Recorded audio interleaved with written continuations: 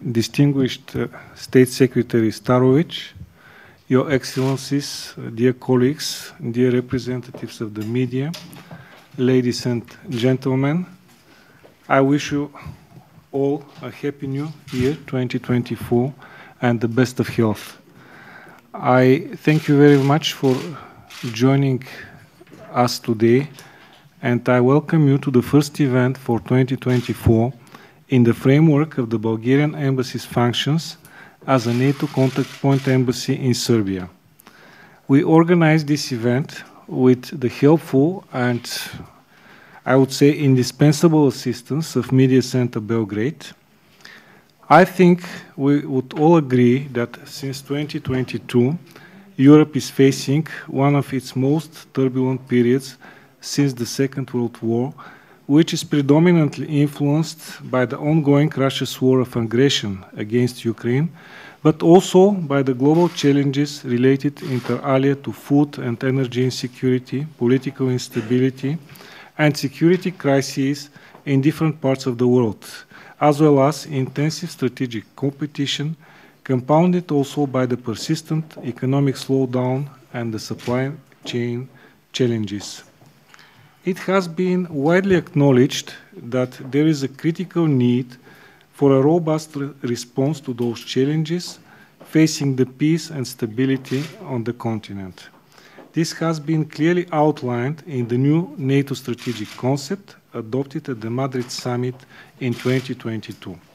In this regard, Serbia undoubtedly has a major role to play in securing peaceful and stable Western Balkans. Our intention for today is to have a frank and open discussion on the current state of play of Serbia-NATO relations, with a particular focus on the concept of military neutrality. Needless to say, as a NATO member state, Bulgaria is keen to promote better understanding on the added value of mutual cooperation.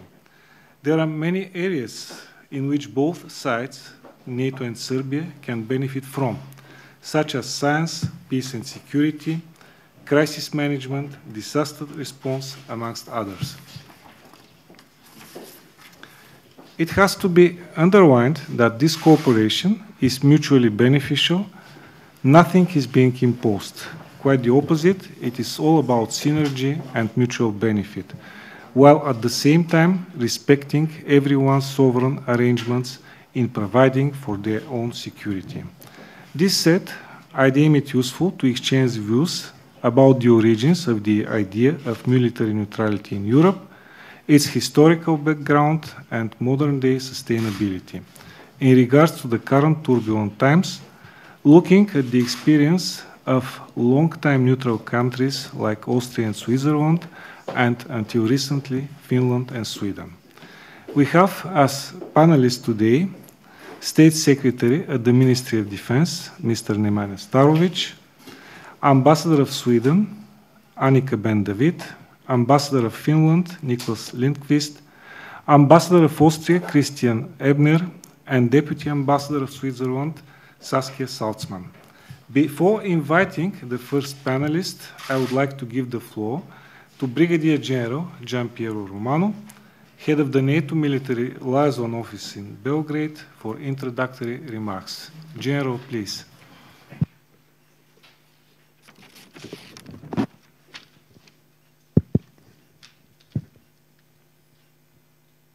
Your Excellencies, Secretary, colleagues, guests and friends, dragi prijatelji.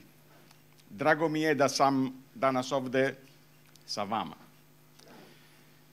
Before I begin, I would like to use this opportunity to thank the Bulgarian Embassy for organizing this event in their capacity as NATO contact point embassy.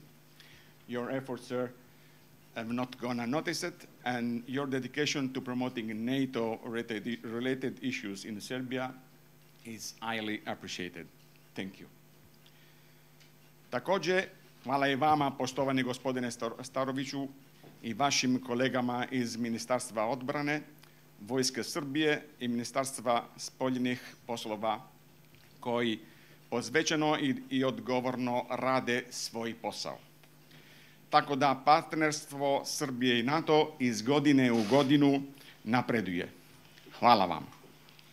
Now, I think I must go back to English, I'm afraid. Big thanks also to all the panelists for being here, much appreciated. It's a great honor for me to represent NATO in Serbia. And as the Bulgarian ambassador said, I'm Brigadier General Đampjero Romano, head of the NATO office in Belgrade. As my title says, I represent NATO in Serbia. And as such, I would like to begin my address by underlining that to NATO, Serbia is a valuable and respected partner. You might wonder, why do I say this? Because it's true. Because Serbia and the NATO are closer to each other than it seems at first glance. 17 years ago, Serbia joined the Partnership for Peace, and ever since, the mutually beneficial cooperation between Serbia and NATO has grown steadily and transparently through a partnership based on close political dialogue and practical cooperation. Serbia is becoming an increasingly important partner of NATO, which is understandable, since Serbia not only shares our values, but is also our neighbor that works side by side with us to promote security and stability across the Western Balkans region and the broader Euro-Atlantic area. I believe this is so because we both choose to be partners, and we both understand the importance of our partnership and what it means overall security and stability. We choose to be partners and work side by side in various fields and on many interesting things, with Serbia leading the way in both military and civilian domains. We do these things not because they are easy to do, but because they contribute to our development. They improve the political dialogue and understanding and promote cooperation. Above all, we do these things because we both know that peace and stability is the foundation of prosperity, and a safe environment for all is the only future we are ready to accept, a future that we do not want to postpone, and is exactly the kind of future we intend to create alongside our partners. In everything we did, we have always strived to create a partnership that is tailor-made to best suit Serbia's needs and wishes, in full respect of Serbia's stated policy of military neutrality. Serbia cooperates with the Atlantic Alliance on many different levels and across political, military, and scientific domains. It's very important to emphasize how proud I am of a wide range of allies and partners we have included in these projects, because it shows how NATO can bring people together to work on security, defense, and scientific projects for the greater good of the global community. This is clearly a benefit for Serbia and for NATO countries and partners. In addition to this, we have well-established communication, including at the highest political level, with regular contacts between the President of Serbia, Aleksandar Vučić, and NATO Secretary General Jens Stoltenberg. And I believe that during Stoltenberg's recent visit, the Serbian people saw how the two get along very well, always improving the political dialogue. Primarily and ultimately, it's up to Serbia to decide where and how it wants to take it forward. At Serbia's request, we carry out a range of joint activities designed to strengthen Serbia's defense and security capacities, structures, and institutions, all within the framework of the Partnership for Peace with NATO. In everything we do, we fully respect Serbia's policy of military neutrality. With that, I'm going to conclude my address and then join the debate. Again, a big thank you to all the panelists for being here. I'm really looking forward to your discussion and views on the concept of military neutrality. Thank you for your attention. Hvala.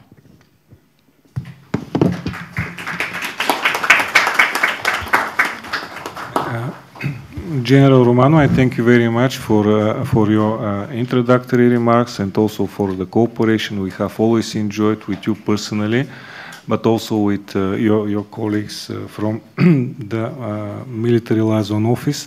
And now we move on to our first panelist, Your Excellency, Mr. Starović, you have the floor, and thank you for having joined us for today's discussion. Your Excellency, dear Petro, thank you very much for inviting me to this very important thematic conference and providing me with the opportunity to express a few thoughts about the concept of military neutrality applied to the Republic of Serbia and our relations with the NATO alliance.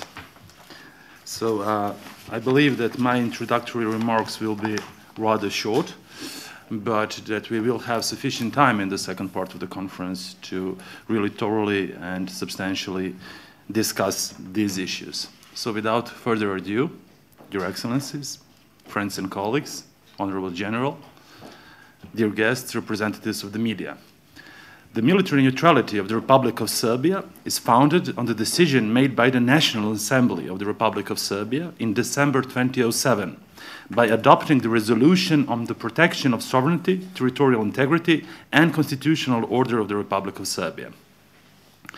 The commitment to military neutrality is a political decision that expresses the position that the country is not interested in joining the existing military alliances, but that it will pursue its foreign policy as well as its policy in the sphere of security and defense independently, striving in accordance with its capabilities to contribute to peace, resolving all disputes by political means, and agreement without the use of force, building confidence, stability, and security, both in the region and in the world. Drawing parallels between the military neutrality of the Republic of Serbia and the neutrality of other states that have that status is not particularly indicative or useful, given that each case is contextually specific, or that each of those states established the above-mentioned status in its own special circumstances. Neutrality as a commitment is in line with the declaration of the principles governing relations between participating states as part of the Helsinki Final Act, which states that within the framework of international law, all participating states have equal rights and duties, and that they will mutually respect the law of a state to determine and maintain relations with other states as they deem fit, in compliance with international law and the spirit of this declaration.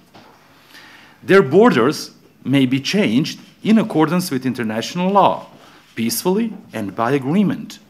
They also have the right to belong or not to belong to international organizations, to participate or not participate in bilateral or multilateral treaties, including the right to be or not to be parties to treaties of alliance. They also have the right to neutrality. The defense strategy of the Republic of Serbia clearly and unambiguously articulates defense interests and specifies them in the form of goals and measures that need to be implemented in order to preserve, protect, and pursue the defense interests. It is important to emphasize that it is for the first time that military neutrality was established as a defense interest that arose from its national values and interests and international position. With its military neutrality, the Republic of Serbia expresses its determination not to join any political military alliances, which does not exclude defense cooperation, thereby creating conditions for strengthening the capabilities and capacities of the defense system and enhancement of the overall security of the Republic of Serbia and all of its citizens. To effectively respond to security challenges and threats, mindful of its military neutrality, The Republic of Serbia needs to have a wide range of defense capabilities and capacities at its disposal. In this regard, the defense strategy of the Republic of Serbia specially develops a strategic concept of defense, the basis of which is the concept of total defense, which includes military and civil defense. And it is planned, organized, and carried out in peace, emergency, and war. The manner of implementation of total defense is more precisely defined in the document called Concept of Total Defense, and it will create conditions for the engagement of total human and all other potentials and resources in the event of a threat to the security of the country.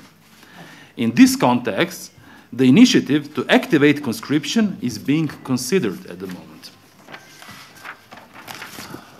Although the Republic of Serbia is a military neutral state, it endeavors to create and advance partner relations in the field of security and defense with the countries worldwide, as well as with international organizations, where it is actively engaged in joint activities in the framework of the United Nations, OSCE, European Union, and NATO. As a UN member state, the Republic of Serbia participates in peace-building activities in the world under the mandate of this international organization. Currently, the Republic of Serbia has signed agreements in the field of defense with 54 different states, out of which 21 are NATO member states, 19 are neutral and non-aligned states, and with 14 other states. At this point, I would just like to add that we are in particular very proud on the fact that we are actively contributing to peacekeeping operations both under the UN and the EU umbrella. And that right now, at this moment, we are by far the largest contributor in absolute terms within the Western Balkans region. And in relative per capita terms, we are proud to say that we are among the top 3 European nations when we combine our personnel engaged in both UN-led and EU-led peacekeeping operations. The existing mechanism of cooperation between the Republic of Serbia and NATO through the Partnership for Peace program have proved to be highly functional, successful, and useful for both sides.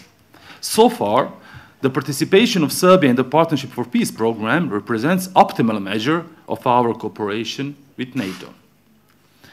Joining the European Union is a national interest and foreign policy goal of the Republic of Serbia. Common security and defense policy functions on a principle of the protection of defense orientation of EU member states, whether it is the protection of the status of neutrality or respect for their obligations to NATO, which is in line with the interests of the Republic of Serbia. The Lisbon Treaty and EU Global Strategy for Foreign and Security Policy of 2016 confirm the position that the member states remain sovereign in making their decision in the sphere of defense, and that EU-NATO relationship should not prejudge security and defense policy of non-NATO members. It is in that spirit that we perceive Article 42.7 of the Treaty on the European Union, which does not nominate explicit obligations of member states, but further affirms the operation in line with Article 51 of the UN Charter. The Republic of Serbia participates in the process of common security and defense policy implementation through various forms of its engagement in EU-mandated crisis management missions, as part of the EU Hellbrock battle group, as well as in multinational helicopter training center. The status of military neutrality of the Republic of Serbia is sustainable, provided that the capacities of the society are developed to a required measure, capable of supporting thus determined defense policy of the Republic of Serbia, and it is not a hindrance to the cooperation with all partners. The military neutral Republic of Serbia will continue pursuing the principled and consistent policy founded on respect for international law, non-interference in internal affairs of sovereign states, advocating for peaceful resolution of all disputes, and the protection of its independence and sovereignty through all available legal and other means. Thank you very much, ladies and gentlemen, and I hope that we will continue our discussion in the second part of the conference.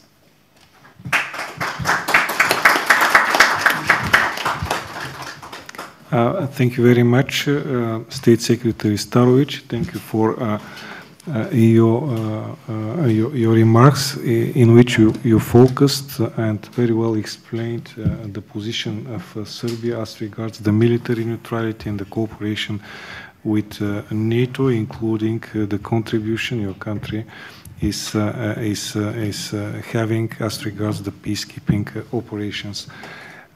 Thank you again, and now we have with us Ambassador of Sweden, Anika Ben-David. Anika, please, you have the floor. Thank you so much, dear Petko, State Secretary, dear Nemanja, Brigadier General, dear colleagues, ladies and gentlemen. It's an opportunity and an honor for me to be here to discuss Sweden's position and vantage point of view on these matters.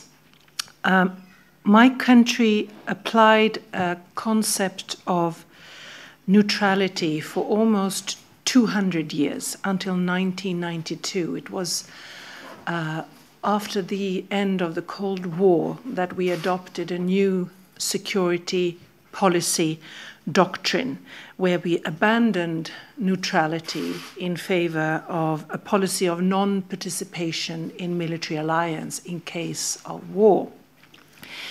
This did not mean political neutrality, and indeed 3 years after we joined the European Union, and as you know, almost 2 decades later, we have lodged an application bid for joining NATO. Now, it could be interesting to ponder on the fact that after more than 200 years of neutrality or non-alignment, it took my country 3 months to turn around after the 22nd of February. 3 months to change public opinion and to change the view of Parliament in favor of a NATO application. And why? Well, the unthinkable happened. Military non-alliance had become politically unsustainable already after the end of the Cold War, but also existentially dangerous for Sweden. We had to very quickly adapt to a new reality that some would say, including ourselves, we were not entirely ready for. But we did catch up very quickly. Today, the support for our NATO application is very strong.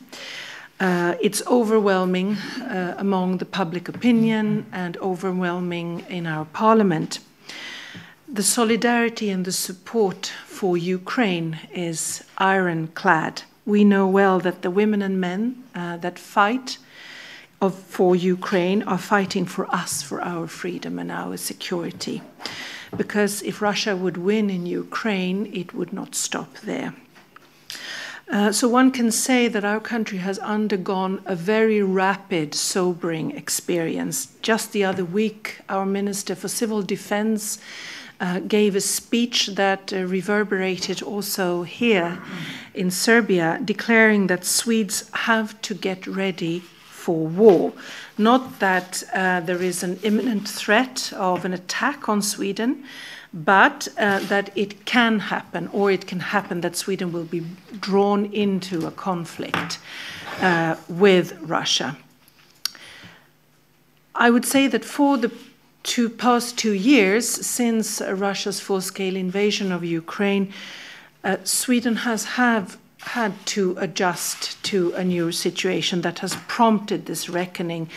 We see an increased number of hybrid attacks on our society, attacks that aim at destabilizing us, at sowing uncertainty among the population, distrust between people or between people and the general public and institutions, and perhaps sowing even fear.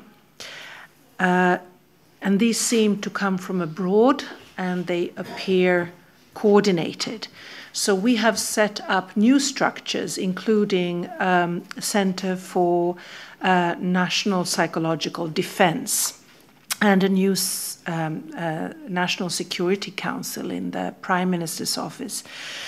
We have increased the threat level for terrorism, and there's a growing understanding, I would say, among citizens that we as individuals need to prepare on an individual basis for a situation of armed conflict, and this in very concrete, practical terms.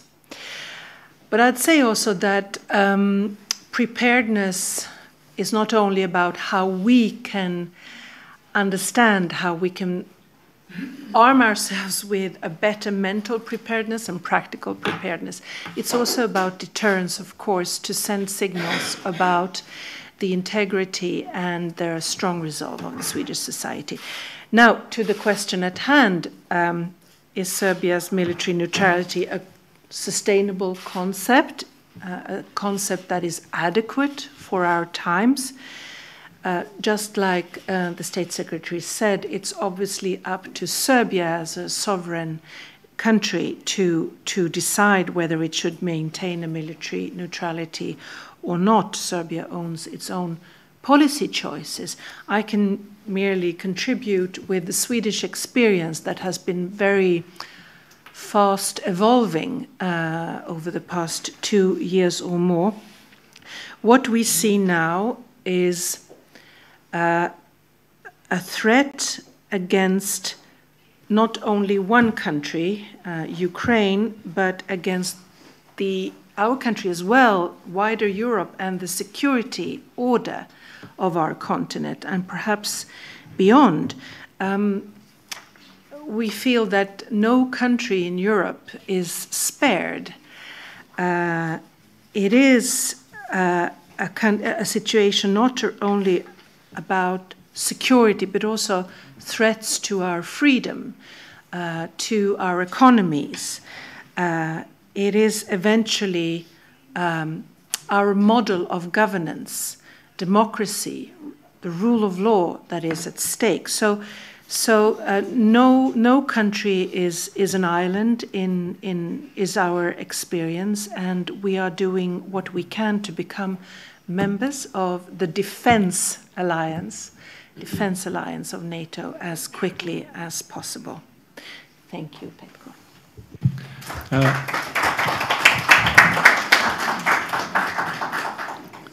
Thank you very much for your remarks, in which you focused on the position and the views of your country as regards the military neutrality and the latest developments in this regard, including the decision and the reasons behind that decision to join the North Atlantic Alliance. And now we move on to our next panelist, the Ambassador of Finland. Nicholas, you have the floor, please. Thank you.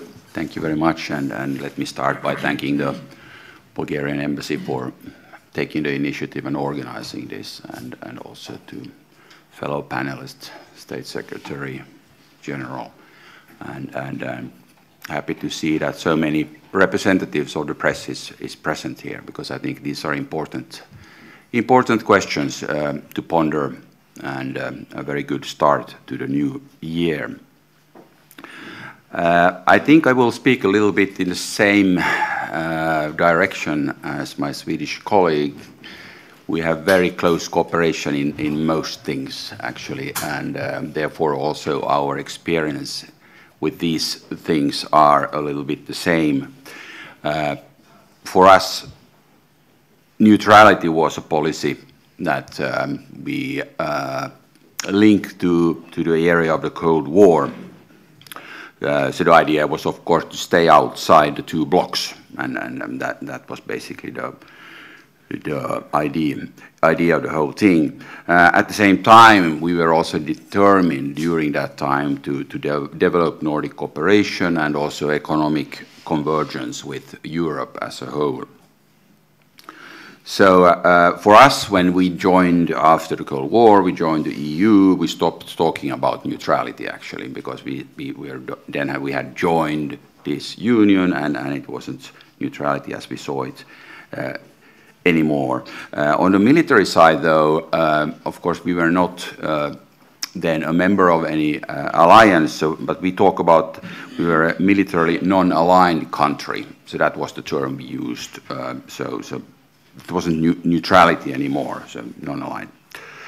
And we were then a non-aligned country militarily, but even during that time, from 1994, we were a partner of NATO and participating in operations and exercises of the alliance.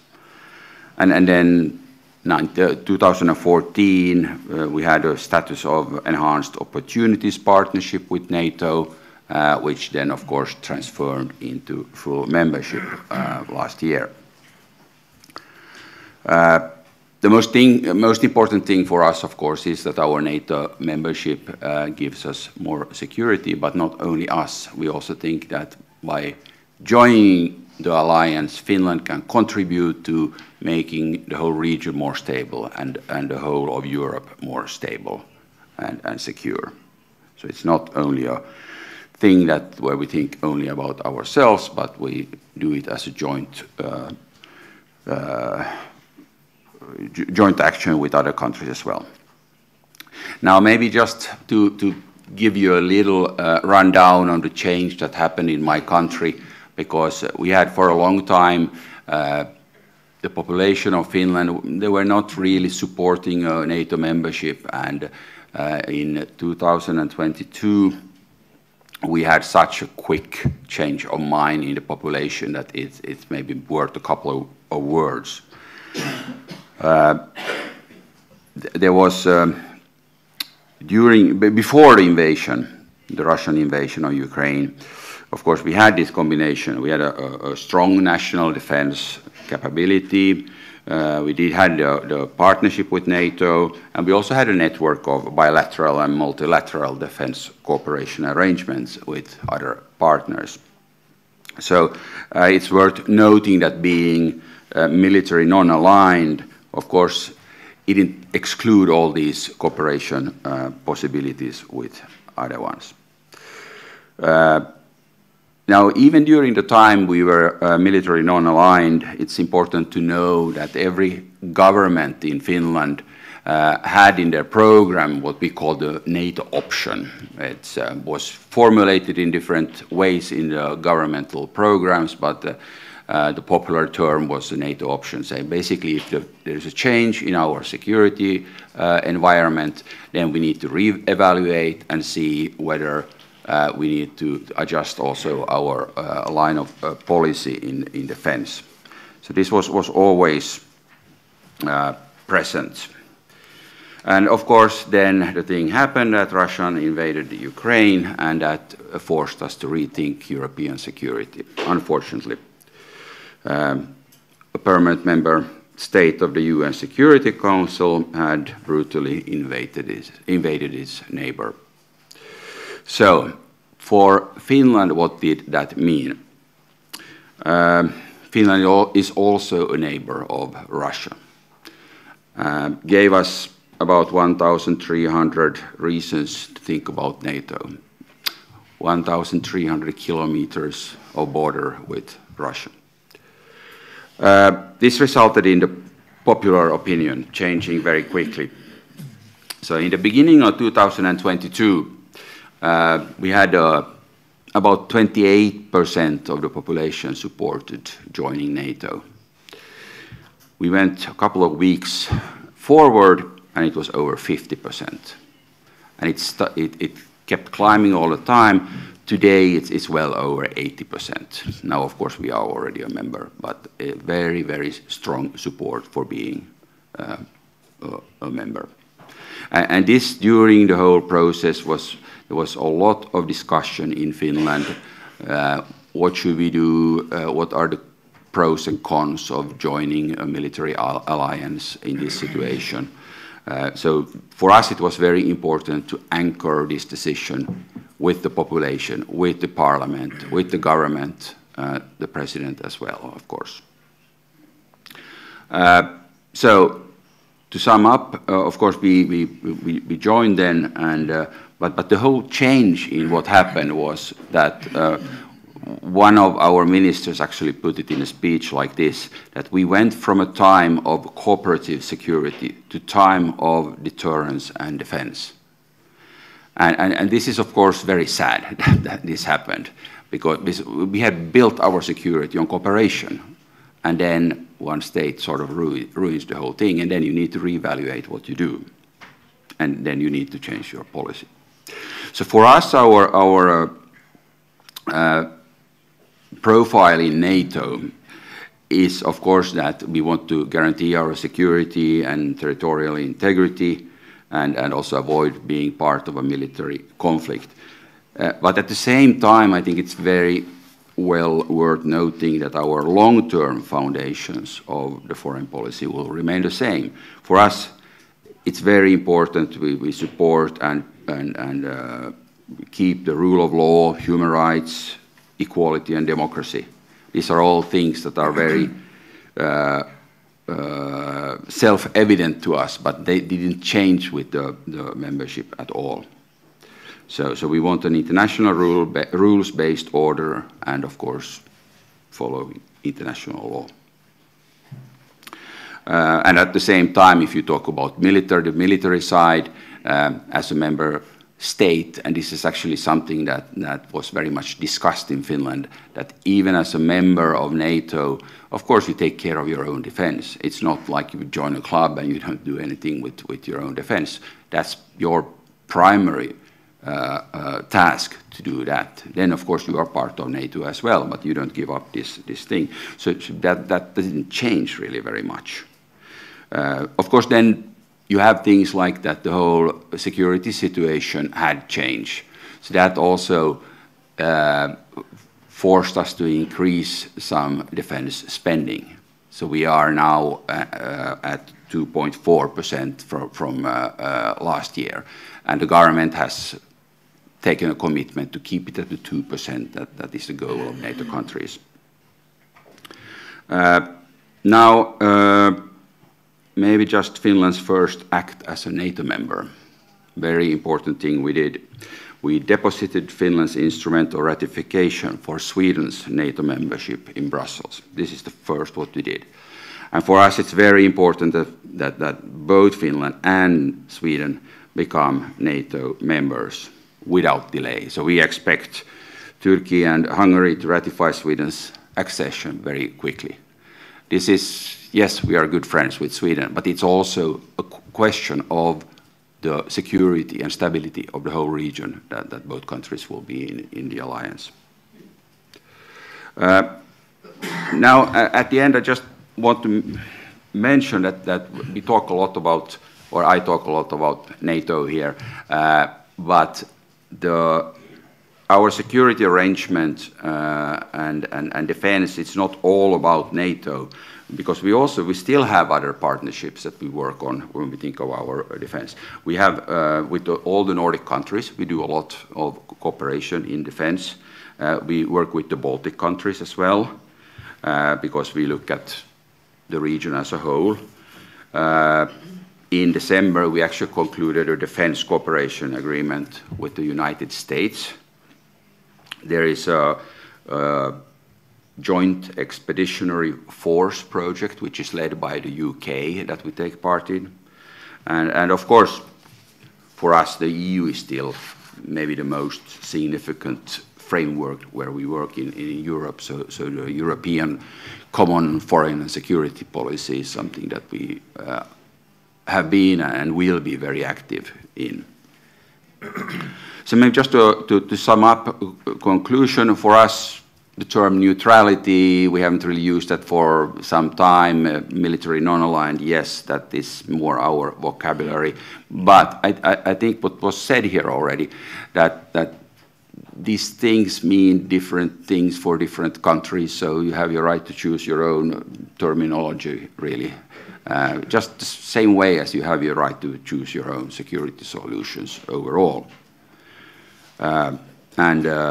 So it's really more about the concrete action and cooperation you do. And of course, for my part, I hope that we will maybe, hopefully, come back to a time when we can focus more on this cooperative security and less on deterrence and defense. Thank you.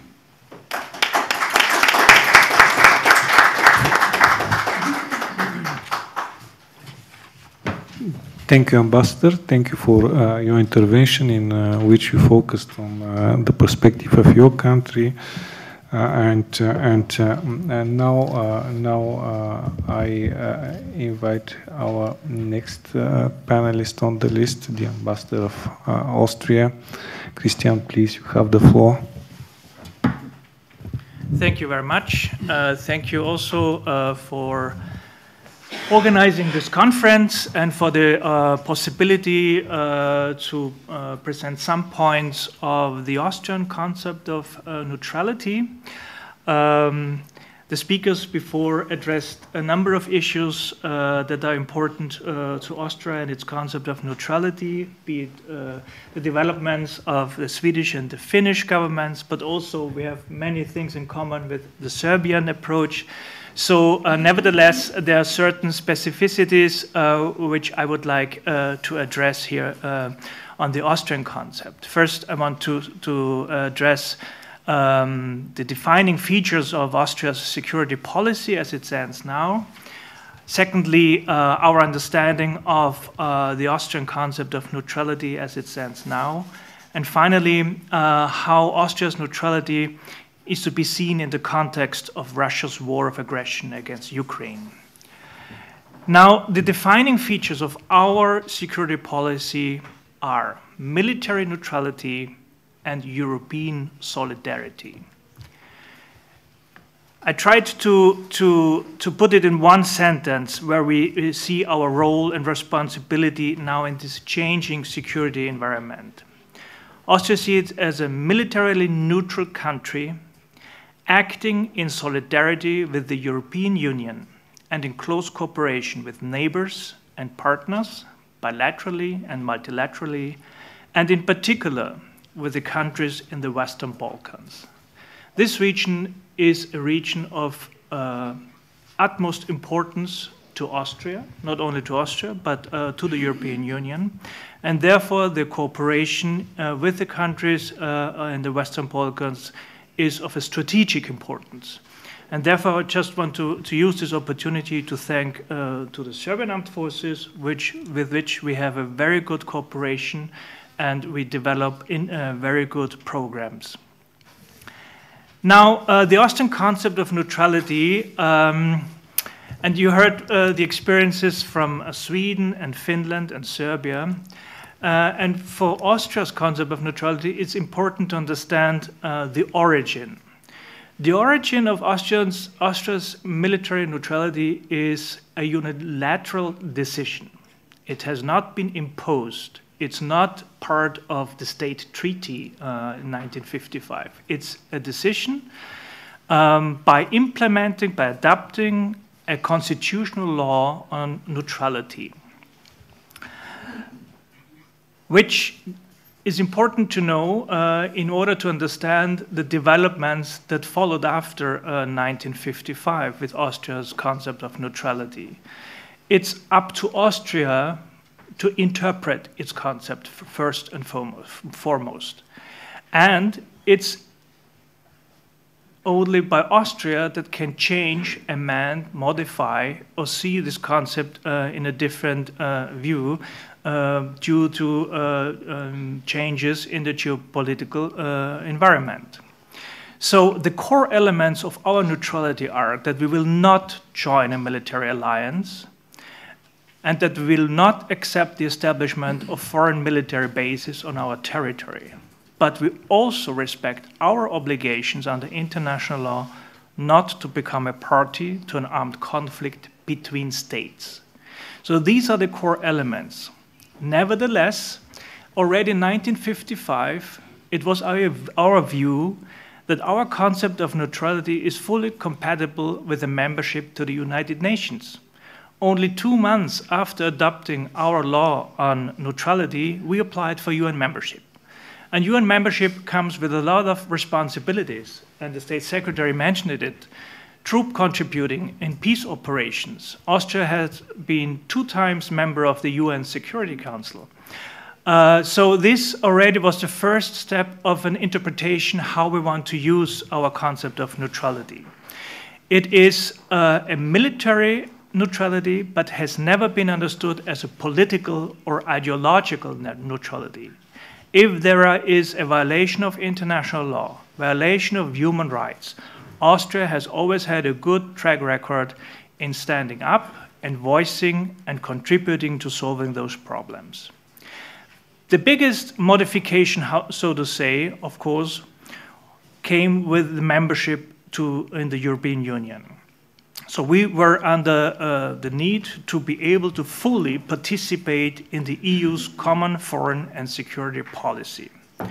One aspect has been taken care of by the treaties, and the State Secretary mentioned it, the so-called Irish Clause, where the character and of the security and defense policy of certain EU member states are taken care of in CFSP decisions.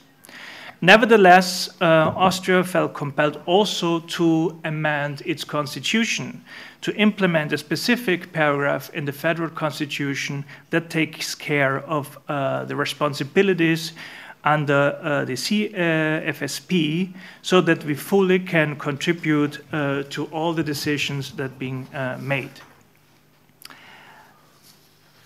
How does this concept now of Austria's neutrality work in the context of Russia's war of aggression against Ukraine?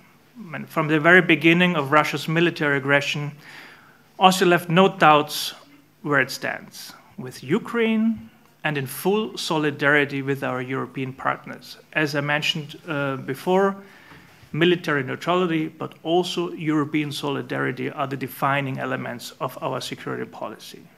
So all 12 sanction packages have been adopted also by Austria and implemented. There's the concept of our military neutrality cannot serve as an excuse not to follow CFSP decisions, especially with sanctions.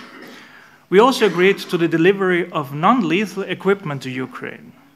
And we also played a constructive role to allow the EU to provide the Ukraine with arms and ammunition. And we also, under this modified view on neutrality, were able to permit the transit of military equipment and personnel through our territory, destined for Ukraine, based, of course, based on EU decisions under the CSFP, because it has been implemented into our constitution as a basis compatible with our concept of neutrality. Beyond these more legalistic points, of course, the changing geopolitical and geostrategic circumstances caused the need for us as a neutral state to increase our defense expenditures. We exceed this year the threshold of 4 billion euros in expenditures, and we will reach in 2027 1.5% of our GDP in defense expenditures. We also need, of course, because it's a constant process of adaptation and adjustment of our concepts, we need to overhaul our security strategy that dates back from 2013. Because this traditional concept of war has changed. There are new actors involved, hybrid warfare that needs to be addressed and, of course, needs to be discussed in the light of those concepts like our military neutrality. So this new security strategy will be adopted in this coming year, and will also take care of possible adaptations for our defense policy, and also in light of a modern concept of military neutrality. Thank you.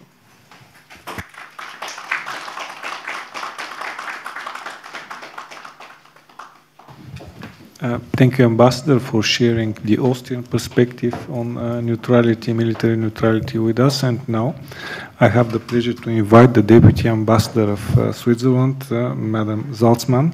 Please, you have the floor. Thank you very much, Mr. State Secretary, Excellencies, dear guests, media.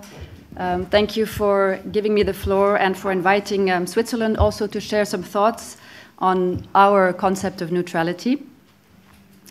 I would like to start with a sentence by McGeorge Bundy, the Special Assistant to President John F. Kennedy, who said this to the Swiss ambassador in Washington in 1962.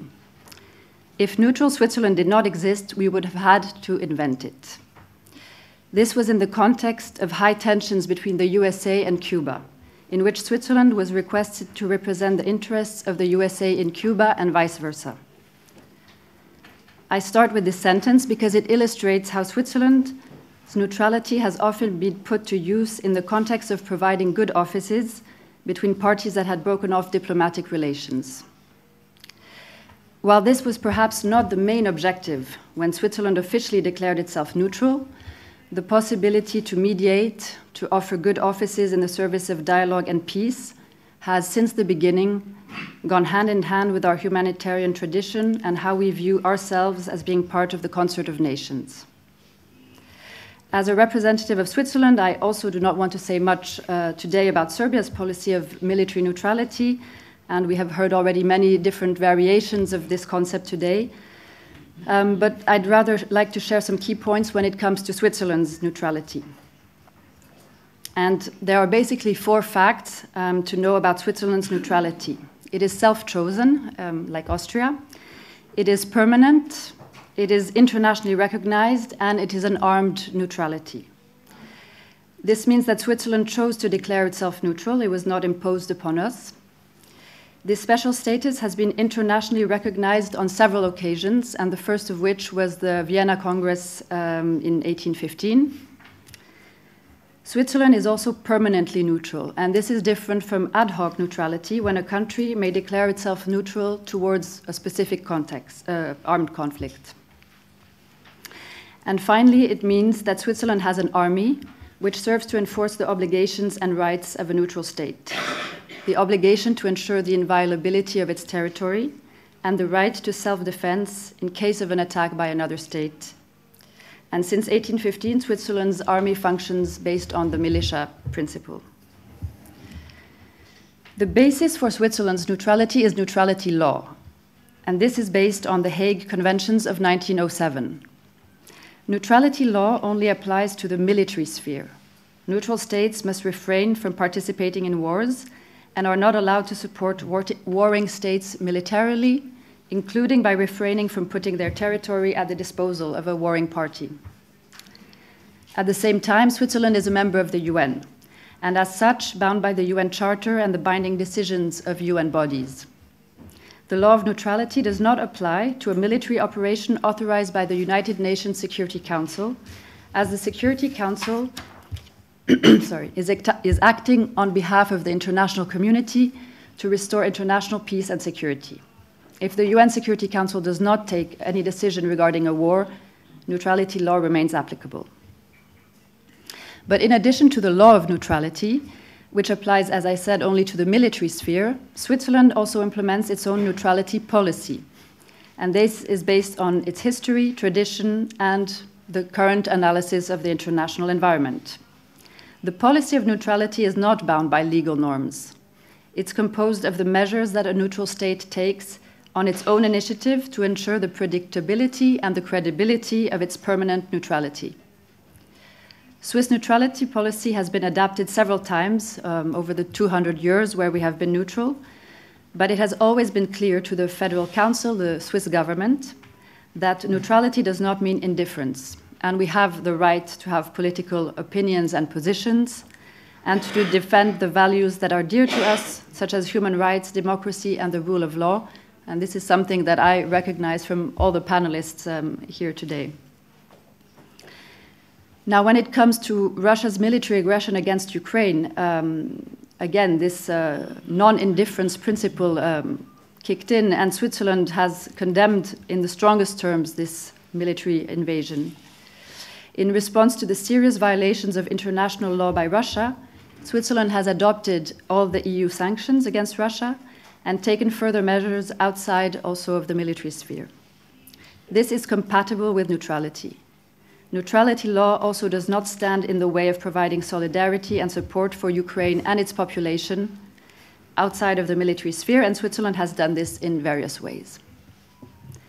Finally, another important aspect of neutrality, and this has also been mentioned by many, is the fact that it does not forbid military cooperation, for example, in training, procurement of armaments, or international peace-building missions.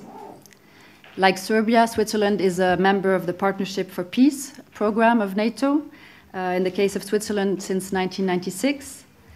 And although for us becoming a member of NATO, which is a military alliance, is not an option, the cooperation through the Partnership for Peace is very important. It's a key instrument of our security policy.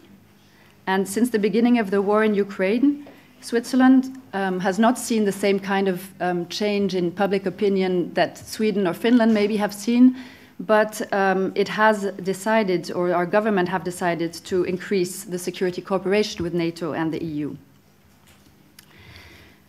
Switzerland's most important contingent of military personnel in any peacekeeping mission abroad is actually with KFOR.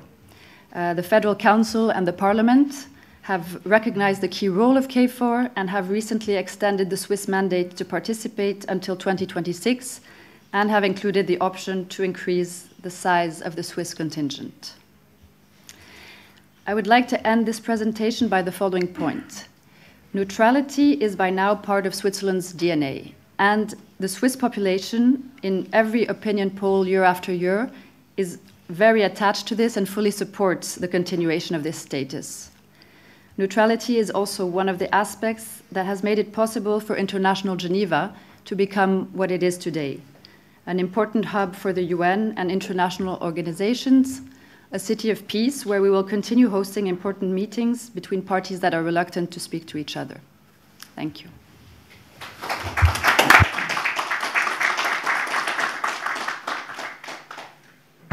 Thank you, Madam. Thank you for your interesting presentation. With this, we have exhausted the list of our speakers for today's event.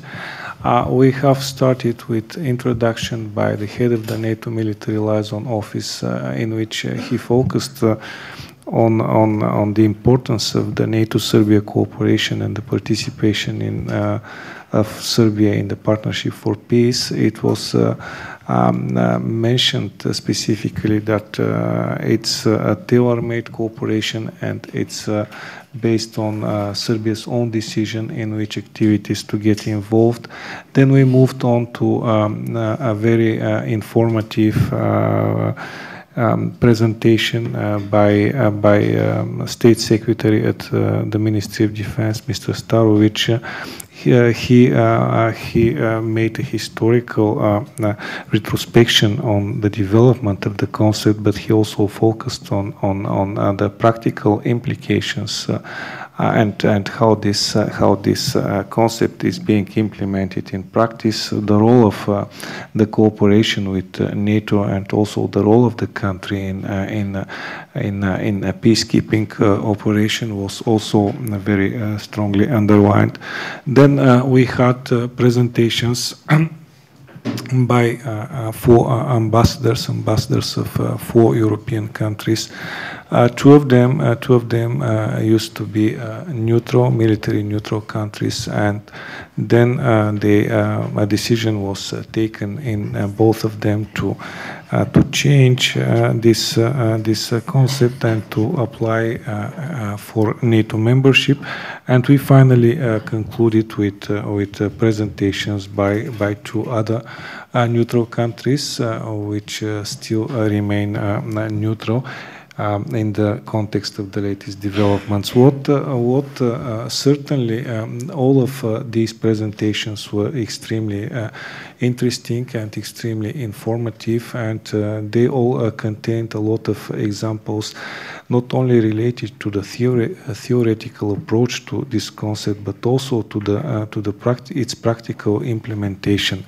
It was mentioned by almost all of the speakers speakers that it's all about the own and sovereign decision of the country.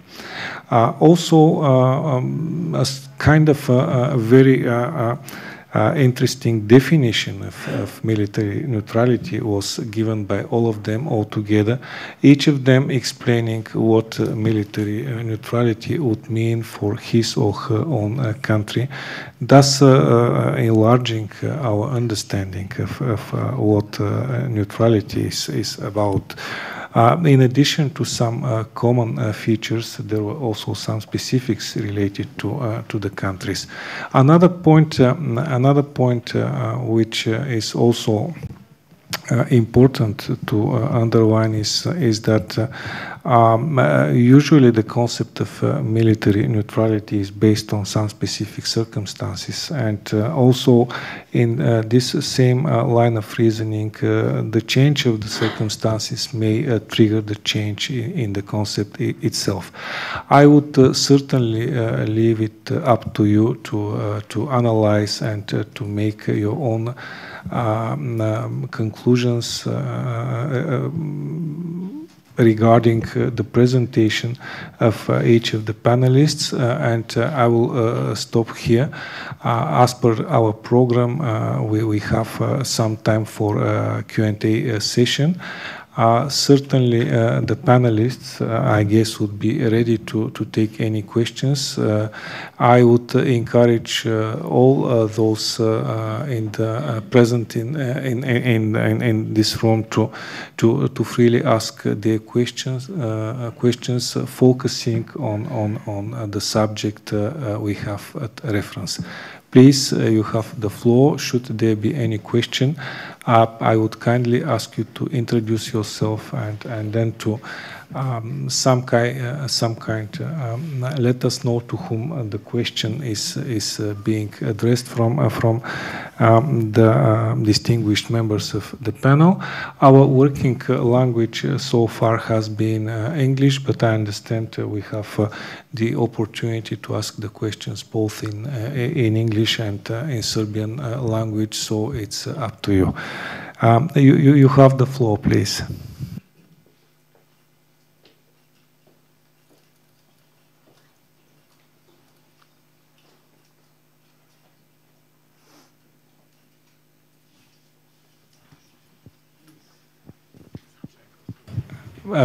Please, I saw somebody raising a hand. Can I kindly ask you to introduce yourself and to tell us your question, please? I speak on Serbian. Aleksandar Vukalović, pišem za e-sigurnost, inače se bavimo sajber bezbednošću. Jako je teško postavljati pitanja posle praktično četvrt veka tišine o ovoj temi. Mi nikada nismo u Srbiji imali bilo kakav razgovor o tome, javan, i danas je to jako teško sve sažeti u jednu stvar. Imam dva kratka pitanja, odnosno tri. Prvo je, da li nameravate da napravite jednu javnu konferenciju sa temom odnosa između Srbije i NATO-a, pošto očigledno sama Srbija nema nameru da o tome javno raspravlja? To je prvo pitanje. Drugo pitanje je, da li postoji neka razlika i u čemu je u odnosu Evropske unije i NATO-a prema pitanjima odbrane, a ne bezbednosti, što sam primetio i danas da svi fokusiraju, odnosno stavljaju fokus na bezbednost, a kao što znamo, pregovaračko poglavlje 31 zemlje kandidata govori o 3 jednako važne trećine. To je zajednička spoljna politika, zajednička bezbednost i svi prićutkuju, računajući i NATO i Evropsku uniju, zajednička odbrana. Pa me interesuje da li u odbrani Evropske unije i koncepta odbrane NATO-a postoje neke značajne razlike. I treće, zadnje i najkraće pitanje, ako su razlike beznačajne, da li onda zemlja koja neće da bude saveznik u odbrani Evropske unije može da postane njen član. Hvala lepo.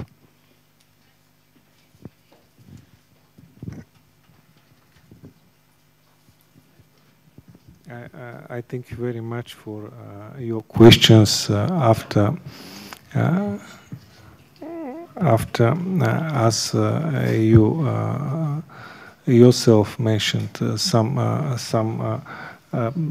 period of silence. I was very much afraid that there will be no questions at all. But I'm really grateful to you having decided to break. To break the ice. I will take the first question as far as I thought it was addressed to me. Currently, the embassy of my country in Belgrade is holding the position of a NATO contact point embassy for a second cycle. Each cycle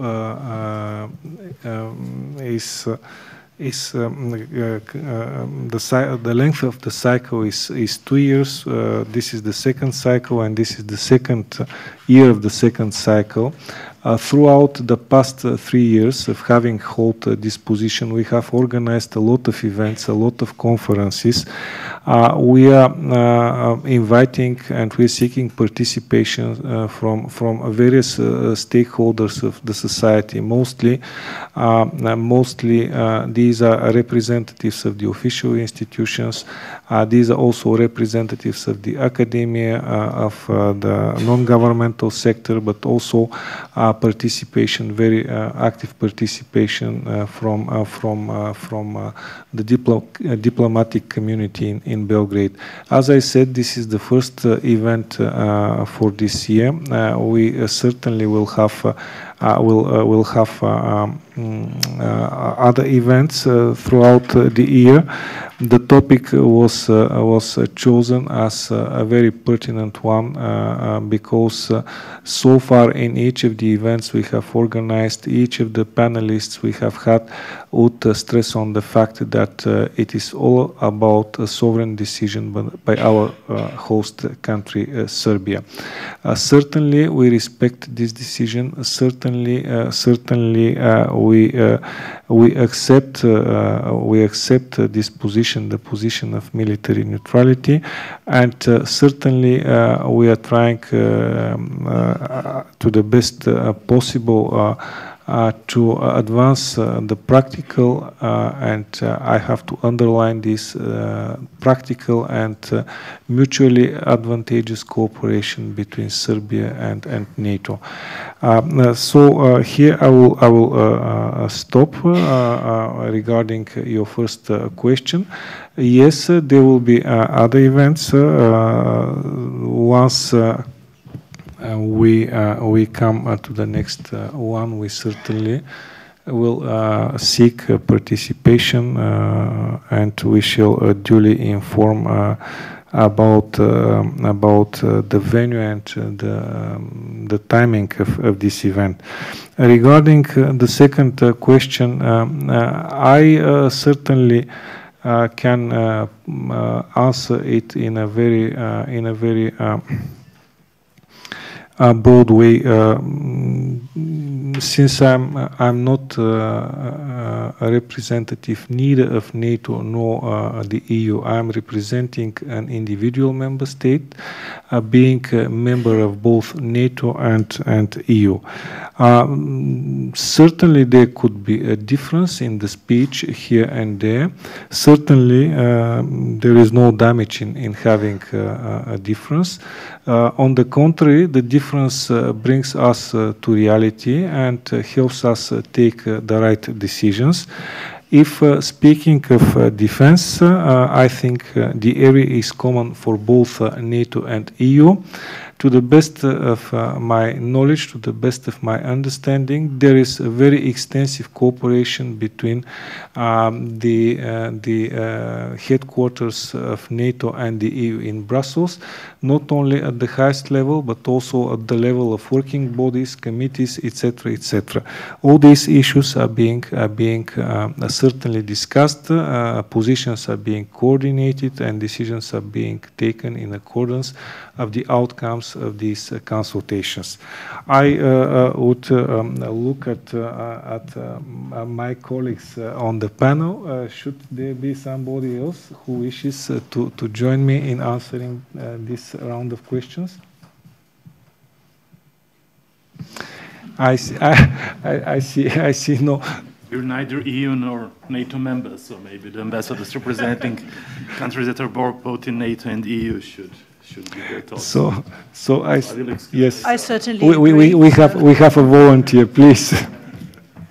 No, I wanted to say that I agree what you said, so I don't have anything to add on those questions.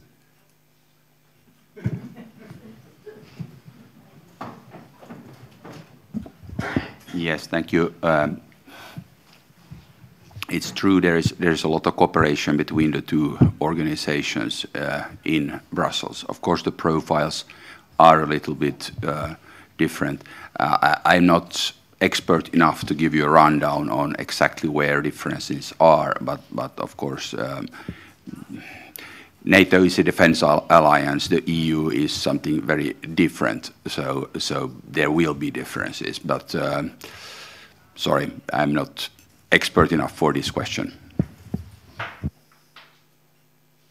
So I thank the colleagues who joined me in answering this round of questions.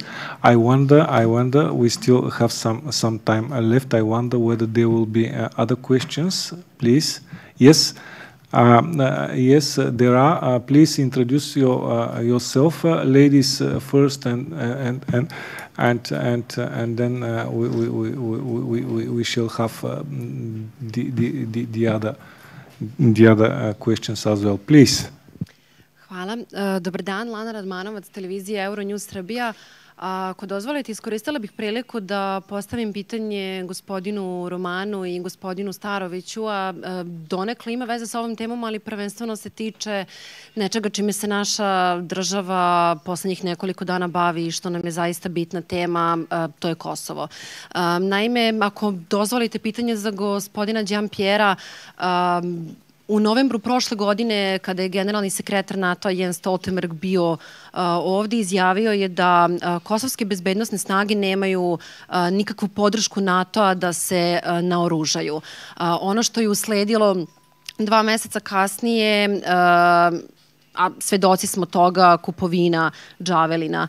Moje pitanje je kako i zapravo na koji način Kosovo, ako nema svoju vojsku, može da se naoružava. A pitanje za gospodina Starovića je velika cifra je u pitanju u kontekstu onoga što smo pre 2 dana mogli da čujemo od opreme dodatne za vojsku Srbije koju ćemo nabaviti. Odakle ćemo to nabaviti? Imamo li mi novca za to? Hoće li to biti neka vrsta pozajmice ili isključivo budžet predviđen za ovu godinu? Hvala vam.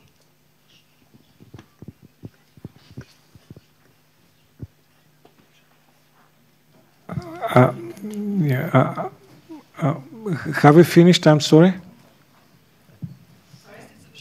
Da. I'm sorry. Could you please once again present yourself? I'm really sorry. I didn't. Lana Radmanovac, televizija Euronews Srbija. Thank you very much. Thank you. Are there other questions? Please.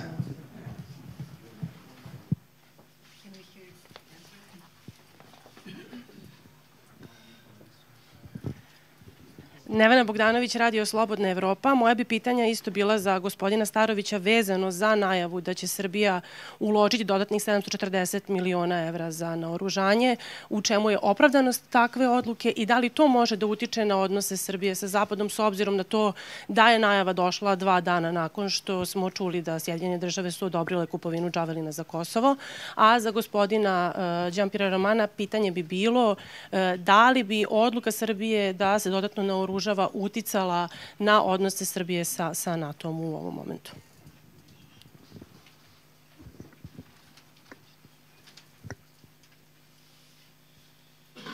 Thank you very much. Please. Poštovanje svima, Nenad Nešić, televizija N1 i moja pitanja su adresirana na istu gospodu, dakle na gospodina Romana i na gospodina Starovića, jasno.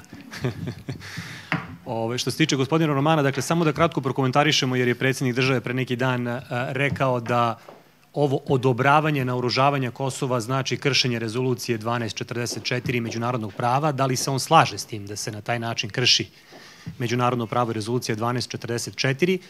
I drugo pitanje za gospodina Romana tiče se današnje izjave gospodina Gorana Radosavljevića, nekadašnjeg generala srpske policije na javnom medijskom servisu. On je danas rekao da Zapad zna pravu istinu o slučaju Račak, ali da tu istinu nikada neće priznati. S obzirom da je danas godišnjica slučaja Račak, voleo bih da čujem kako on komentariše tu poruku koja je poslata sa javnog medijskog servisa.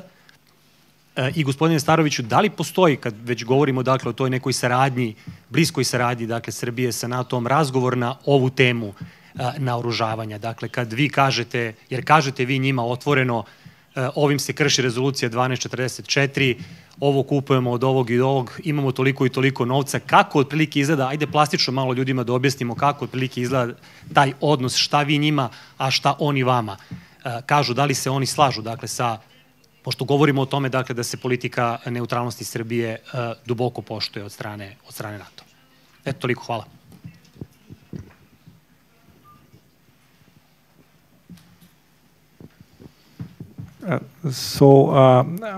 I understand there are no other questions. I very much hope that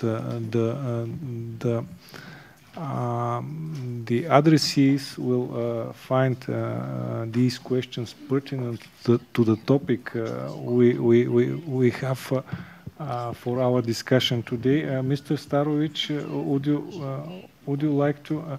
Please, you have the floor. Pa evo, pružit ću odgovore na srpskom jeziku, ako to nije problem, s obzirom su na srpskom je postavljena. Zahvaljujem se, dakle, na svim pitanjima koje smo dobili. Naravno da ću pružiti kratak odgovor na to, ali uz podsjećanje, naravno da mi danas nismo ovde na konferenciji za medije Ministarstva odbrane, već na tematskoj konferenciji posvećenoj vojnoj neutralnosti i odnosima Srbije sa NATO. Dakle, ukoliko imate još specifičnih pitanja koja nisu direktno vezana sa ovom temom, ja sve prisutne ohrabrujem da se obratite, dakle, infoslužbi Ministarstva odbrane putem e-maila info@mod.gov.rs i kao što je tu uvek slučaj, dobit ćete precizne, tačne i sadržajne odgovore. No, što se tiče, dakle, ulaganja u snabdevanje, modernizaciju Vojske Srbije, ja ću pokušati da objedinim odgovor na nekoliko pitanja koja su slična. Naime, mislim da je neozbiljno govoriti uopšte o tome da ovaj novi krug ulaganja u Vojsku Srbije ima bilo kakve veze sa nekakvim novim nabavkama koje se sprovode za račun takozvanih kosovskih bezbednosnih snaga, budući da mi intenzivno u poslednjih 10 godina radimo na snabdevanju, na modernizaciji Vojske Srbije i u poslednjih 10 godina govorimo o sredstvima koje se mere milijardama evra. Da li je to nešto što je skupo? Svakako jeste, ali u isto vreme smatramo da je nužno, jer kao država koja bazira svoju spoljnu bezbednosnu politiku na 2 stuba, gde je prvi politička nezavisnost, a drugi vojna neutralnost, mi se moramo pre svega oslanjati na sopstvene snage, što i činimo. Nivo ulaganja, dakle, jeste veliki, ali se u isto vreme mi vodimo onom narodnom mudrošću da ko neće da hrani svoju vojsku, morat će da hrani tuđu. I verujemo da je uvek bolje, dakle, ulagati u sopstvene kapacitete, u sopstvene snage. Najveći deo sredstava koja su opredeljena, bilo da govorimo o sredstvima iskazanim u budžetu, odnosno u razdelu budžeta namenjenom za Ministarstvo odbrane u sklopu budžeta Republike Srbije, ili o sredstvima koje se obezbeđuju kroz ulaganja javnog preduzeća Jugoimport SDPR, je namenjen za nabavku proizvoda iz domaćih namenske industrije, odnosno odbrambene industrije Srbije, što ima i dodatne pozitivne efekte, jer svakako dakle utiče i na rast bruto domaćih proizvoda naše države. Kada govorimo o tome da li postoje zapravo razgovori o razvoju modernizacije naoružavanju Vojske Srbije ili pak o našim kritikama vezanim za kršenje rezolucije 1244 i transformacije takozvanih kosovskih snaga bezbednosti koje ne bi smjele da postoje ni po samoj rezoluciji 1244 u nešto što je još problematičnije, po našem mišljenju opasnije, to su takozvane oružane snage Kosova. Moram da kažem da je naš dijalog kako sa NATO kancelarijom za vezu, tako i bilateralni dijalog sa brojnim državama članicama NATO konstantan, intenzivan i uvek i pre svega otvoreni. Nemajte nikakve sumnje u to da im uvek naglašavamo šta je ono što smatramo problematičnim ili neprihvatljivim, ali to ne znači da nekada nismo u mogućnosti da nađemo način da se složimo oko onoga oko čega se ne slažemo, jer mi se uvek trudimo da ne budemo država jednog problema, single issue state, već da brinemo podjednako i o očuvanju naših vitalnih nacionalnih interesa, ali i o očuvanju razvojnih potencijala Republike Srbije. Konkretno, kada govorimo o procesu modernizacije, snabdevanja, naoružavanja Vojske Srbije, mi se vodimo principima transparentnosti i pre samo, pa nema više od nekoliko sedmica, ako se dobro sećam, mi smo predstavili i Belu knjigu odbrane Republike Srbije, što smatramo da je jedna dobra praksa koju sprovode Ministarstva odbrane mnogih evropskih država, gde želimo dakle da upoznamo i javnost i naše partnere i zaslanike odbrane koje su bili pozvani na taj događaj sa time šta je trenutno presek stanja kada govorimo o kapacitetima Vojske Srbije i šta su neki naši planovi za neposrednu kao i za dalju budućnost. I mi ćemo se tim principima transparentnosti svakako voditi u budućnosti, ali ne sumnjate da je naš dijalog veoma intenzivan i otvoren.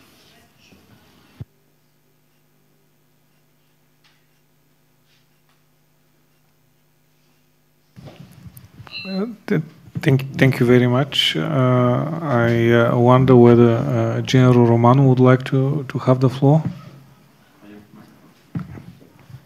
Please, General.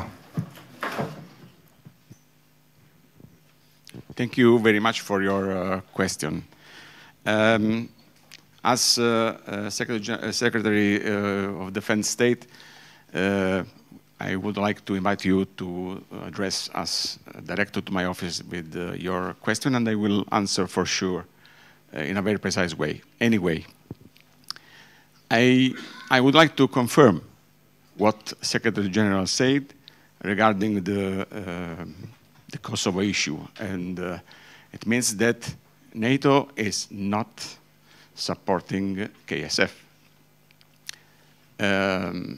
This selling of arms is not NATO that is selling arms, it's some other nation that is in their right, so it's okay like this.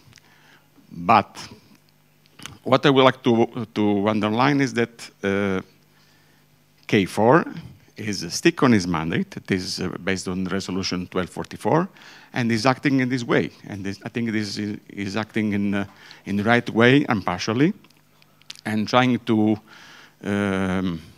support and to be in an impartial way acting to have a safe and secure environment in Kosovo. So I think that is one of the most important things that is happening in Kosovo regarding the NATO part. So if you want something more, please, as I said before, just address my office with the single question, and I would like to answer in a very precise way.